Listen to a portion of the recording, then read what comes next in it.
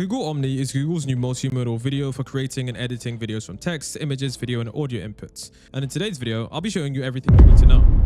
So how most people use Google Omni is they come into the new Gemini, then come over to the side tab here, click videos, and then here you can see that this is where you essentially get the Google Omni. Now, whilst this area is particularly useful for beginners because you have a variety of different templates to start with, this isn't how most people are going to use Google Omni. If you would like to use Google Omni in a more professional setting because you'd like to get more done, head on over to Google Flow. So this is essentially Google's Flow area where you essentially are using all of the Google models in a dedicated application that allows you to work much more faster.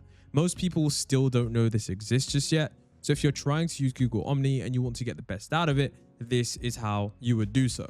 So when you click create new projects right here, this is going to open you up to a canvas where you're going to be able to generate images and videos. And so when it comes to using Omni, one of the things you'll see is that if you click video down here, Omni Flash will be just right here underneath the 8 seconds area. And this is where you're going to want to be using Omni because this is how you get the most out of the model and most effective. Just remember that when using the Google Flow area, if you hit the top right, you'll be able to see just how much Google Flow credits you do have. And based on those number of credits, you're going to be able to generate a number of images and videos. So for example, if I go down to my videos right here, you can see that generating one video with Google Omni Flash will use 25 credits. And if I look at my balance, I can see I've got 20,000 credits, which is completely fine. Now, when you have your Google account, usually they'll have around 50 daily credits, and those daily credits don't stack. So just do be aware, depending on your Google subscription, whether or not you have enough credits. So with Omni Flash, this is a particularly good upgrade from VO3. And this is, I would say, the default model when it comes to generating video clips because of just how well it does perform.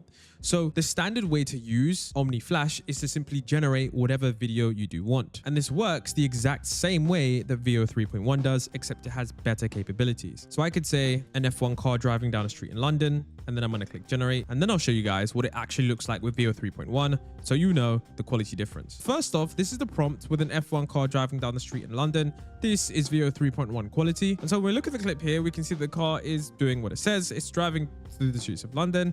And then at the end, it awkwardly does a quick reversal. Now let's actually compare that with the clip generated by Google's Omni model. Now, when I start to play the clip right here, you can see that one of the standout things about Omni is that by default, it generates multiple different scenes when you prompt a video clip. So when you prompt with Gemini Omni, you must understand that the model is going to shift camera angles constantly. So it may do a left camera angle, a right camera angle, a dolly camera angle. It is going to do this by default. So unless you instruct the model otherwise, this is what's going to happen. I can show you guys another example. Here we have VO where I said an F1 car being chased by police in London. You can see that the F1 car is being chased in police by London. Very good. And you can see that there are a couple scenes there. But now once again, if we do take a look at this one and we do look at Google Omni, you can see that the model shifts between multiple different scenes and there are some mistakes. So before we get onto how you can actually use Omni Flash to edit videos, one of the things you need to understand is that if you're using this model to actually just simply generate videos,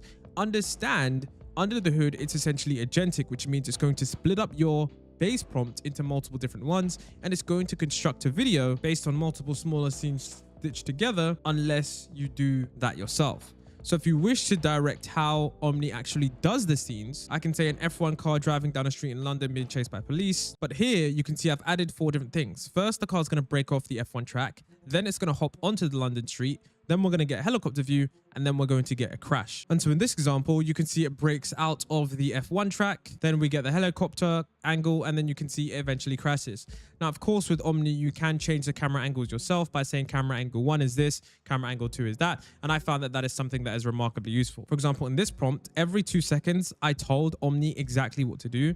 I said in 2 seconds, the car's going to drive around a corner. At 4 seconds. Now, here's something you should know about this. For some reason, even if you prompt it that way, Google's Omni model does prefer it if you just state out the scenes blankly. So let's say you want to, at every single interval, have the camera angle do something. So let's say at 2 seconds, I want the Ferrari driving around the corner, which is what I have in this first clip here. So you see at 2 seconds, it's driving around the corner. And then at 4 seconds, you can see I want it to have the tire glowing, the orange brake disc. And then at 6 seconds, we get an aerial shot of it crashing into the barrier. And then at 8 seconds, we get people running over to check it. Now, whilst yes, this is accurate, you can see that there are some mistakes about this that do tend to happen. Like, for example, I'm not sure if you would see it, but the orientation of the car changes as it's being crashed right here. So the car is forward and then it just flips all the way backwards, which is a very strange thing. And then of course you can see these people are running away from the car. Now let's actually use that same prompt, but if we do that with Omni, but here's when I did the exact same prompt, but what I didn't do in this one was I didn't actually include the timestamps. And so you can see here, you actually get the car with a more accurate brake disc, and then you can see eventually it crashes. And then of course, the people actually do run over. Now, of course, they're running through the barriers, which is a little bit weird, but it does look a bit more accurate in terms of the overall scene. So I would say, if you want, you can use the time frame scenes, which is going to be super, super accurate and on point, but always try it out without the time frame scenes if your scene isn't that difficult, because Google can sometimes struggle with that. And if you just have the normal prompt in plain text, for whatever reason, it will largely make that prompt into a better one because they've got a model under the hood that is essentially doing the work. Now, what I'm going to show you guys is how you can edit the video. So in here, I've got another shot of an F1 car driving down a racetrack, and you can see that this looks pretty good. So this is the standard Google Omni model. And then what I've done, and the reason I've actually included this is because I want you guys to understand that the Google Omni model, it changes based on the physics. So the actual video will change based on the physical capabilities. So for example, what I did was I set a different terrain. So I said in this terrain, I want it to be ice. So what you can see here is that the car is actually moving a little bit slowly because of how tires would actually perform on ice. Most people don't understand that with this Omni model, Google decided that they wanted to focus on the physical reality. So with this video, essentially the car actually slowed down a bit and was a bit slow around the corners. And I know that might seem like a very small thing, but the physical reality does matter a decent amount if you're going to be prompting. For example, you can see that the tire is kicking up a lot of ice and snow, and that's really important because this is of course the landscape we've chosen to then move this over. Now, of course, once again, if we then ask Gemini to change that to a dusty racetrack, you can see that there's of course going to be a lot of dust and of course a lot of different debris, and the car's going to have time and the car will have a little bit of trouble controlling on the racetrack. Now, of course, it is completely up to you, but you can say if you want the exact same scene. And remember guys, Google Omni, I would say it is best described as a VFX tool for whatever you're trying to do. So when you have the original scene, and let's say for example, now we say the exact video, but racing around a castle style track.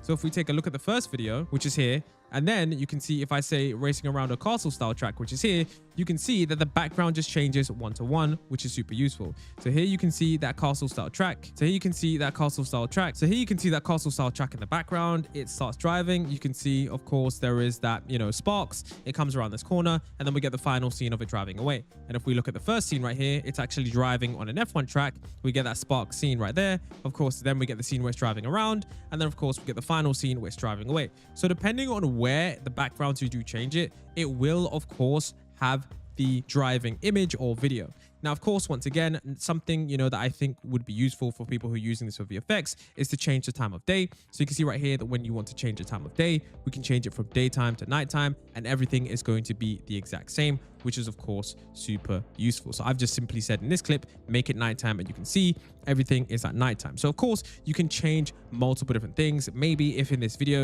you didn't want there to be certain text on the vehicle, or you wanted there to be text on that vehicle, that is something that I found multiple examples of that it did really well. So for example, let's say on this car, and I wanted to edit this, I would just literally go in this box right here, and I would say, and so for this example, what I will do is I'll actually take my own logo, and then I'll add this to the prompt, and I'll say, make this car have the AI grid themed livery on the car itself, all over the car themed, change nothing else. And so if we actually look at this video here, you can see that when I click play, you can see it actually has the livery that I've just applied all over the car. So you can see right here, it has absolutely everything. And this is the same exact camera angle that we had before. Now, essentially what I've shown you guys is how to just use this in the app, but I want to go over all of the cool examples that Google has provided us with to show you guys just how crazy this video editing can get. Now, one of the examples here is how you can edit real videos based on images. So you can actually use reference images to edit your creations, which allow you for more control. So in this example, you can see that when the hand opens, make a vast 3D architectural structure based on this image, start building upwards, sitting in the palm of the hand, reflecting the prismatic light. And that looks really cool. We also get other examples of the same kind of thing in the hand. You can see once again, reveal sun. And essentially what this example is trying to show you, that you can have more control over how you edit the VFX as long as you have an input image with it. So oftentimes some people will just simply want to prompt something into existence, but you may not know exactly what it looks like, how it's going to look. And if you want more controllability over how you edit your scenes, it makes sense to add an input image so that you can drive how the creation looks. For example, in this one, we can see here that it's the same driving video, but of course the input image actually includes a photorealistic flying machine based on a specific sketch. And I think this is super useful because of course you can generate these pictures with Nano Banana Pro or whatever software you're using. And so another example that Google DeepMind shows is how you can edit a video in multiple stages. And one of the most useful things that you could do is of course change the angle and background. So in this input video, we can see that a violinist is of course in that background, which looks pretty natural. And then you can change it to an image environment, which was added, which was this grass field. And not only that, you can also then remove the object, which you can see here, which is really cool. Definitely super, super amazing and really difficult to do. And then of course you can see you can also change the camera angle to be over the violinist's shoulder. And I think that this is super useful because in traditional areas of filmmaking, changing the camera angles is something that we really would struggle to do. So this is going to be something that is really useful for those of you who just simply want to prompt. So when you want to prompt to change a camera angle, remember there are many different camera angles out there. You can just simply Google them. For example, if you literally just Google all the different camera angles, it will show you which ones are close up, which ones are dolly, bird's eye view. This is going to be something that is just useful for you if you're trying to figure out how you want to change your scene. Another thing that is useful is that you can replace your object. So for example, here you can see a spaceship is flying through this colony. And then of course you can change it to a walnut right here. So you can see all you need to do is change a spaceship to whatever object. You can change it to a clock. Here you can see now you've got a clock flying through. And remember guys, of course, you can change this object or character to either yourself or you can change it to something that you have simply prompted in. Here you've got a red frisbee, and then of course here you've got a raven. So at the end of the day, I think this is one of the most useful things for creators. Now, what's also useful about this is that Google DeepMind shows us that you can also use this to create explainer videos. Now, these explainer videos aren't long by any means, but it is still useful for small shorts and snippets. And this is something that I think is really useful. Now, by default, I do believe the Omni Flash is available in Notebook LM. So if you do go into Notebook LM, and most people don't know this, but if you go to video overviews, and let's say you have all your sources here and you generate a video overview, it actually will use the video models to create a very extensive video, maybe one that's 2 to 3 minutes long. And I will say that that video might take about, I'm not sure on the exact time frame, but the last time I did this, it took a very long time to generate. But those videos are essentially fully fledged educational videos that can teach you on any subject. So if you're wondering, how on earth did they generate those fully fledged educational videos that are 2 to 3 minutes long? Make sure you go over to Notebook LM, click video overview based on your sources, and then ask it to generate a video overview based on that. The video overviews, in my experience, will take anywhere between 30 minutes to 60 minutes, but they may have changed that depending on the recent updates. Once again, Google does show us that you can combine multiple inputs. So you can put in an input video, an input image, an input audio, and a certain prompt, and then get back an entirely different result. And you can do this across multiple different styles for multiple different things. And this is really useful when you have many different elements and styles that you'd like to combine. And here is where they showed us how you can transfer motion and style. So you can apply motion and style references from an image or video across to your input. So here we have the input video of a man walking around, and then you've got the input image / style. And when you combine those two, you can see what that looks like. On this other example here, you can see the prompt is rose is made from this crystal-like material. You can see we got an input video of a rose growing, and then an input image of a crystal, which looks really nice. Then we can get to swapping characters. So this one is relatively simple. If you put in an input video of yourself and then input an image in a certain style, you can essentially say, replace me into this character. Now, do remember the Gemini Omni does actually have a large amount of refusals compared to other AI tools. I'm not sure what the reason is, but I know that Google's tools are essentially sensitive to real humans and potentially copyrighted characters. So if you're trying to change into a certain character, make sure it doesn't look like any famous copyrighted characters such as Marvel, DC, or any famous celebrities, those who are publicly known, because that will just turn back a prompt that just simply doesn't work. Here you can see other characters being generated. And yeah, it does look really well. And here we got another style where it says turn me into this character. And this also looks pretty good. Now, here's where I want to get into some secret stuff that Google didn't really cover and most people don't really know about. And this is where you can translate the drawings into the video. So you can turn sketches into a realistic video and use the doodles to guide how individual elements should move. Now, this is super useful if you have a creative canvas that allows you to draw on an image before uploading it into Google Gemini. Now, essentially, the reason that this is so useful is because oftentimes you want a card or you want a specific object to go in a certain route, or follow a specific area. And in this example, you can see that with the input image, the fish actually follows the perfect trajectory. In this example as well, you can see that the bird actually does a 360 and then continues on flying in the opposite direction. And that is something that is super useful for those of you who want granular control over your objects. This is something that most AI tools and video creation tools don't really have, but it is something that I've found super useful. Now, another useful thing is that you can actually use image storyboards to actually create an entire story from a single clip. So remember how I spoke about the fact that images can direct exactly what's going on in the video. So in this example, what they've done is they've used this storyboard here. So you can see it's got 6 different things. First, you've got the car, then you've got the man, then you've got it pulling up, then you've got him eating pizza, talking with someone, and then eventually driving away. And then you can see with 2 input images and asking Google to essentially follow the entire story with 10-second cinematic, this is going to be something that allows you to have a lot more control, because not only does it follow it scene by scene, but you actually get to look at what each scene is going to look like. So with that image that you're inputting in, and of course your reference image, which is of course you as a character or whatever character it may be, I think this is once again something super useful for those of you that want that really specific control. So that's one of the key things when it comes to Google Omni.